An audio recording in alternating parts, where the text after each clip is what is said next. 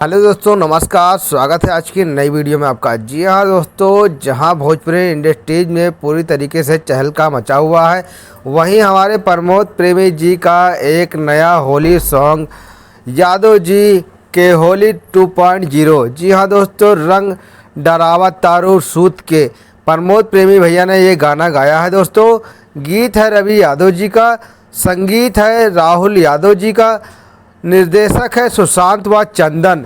जी हाँ दोस्तों, एडिटर है प्रकाश प्रजापति, प्रोडक्शन किया है प्रीतम चौधरी ने।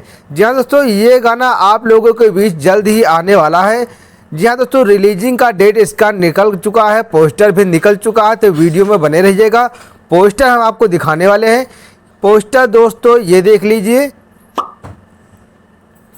और दोस्तों, ये गाना आपके बीच 8 मार्च को सुबह 8:00 पे आने वाला है। जी हाँ दोस्तों, वीडियो को लाइक कर दीजिएगा, चैनल पर नए हो तो चैनल को सब्सक्राइब कर लीजिएगा।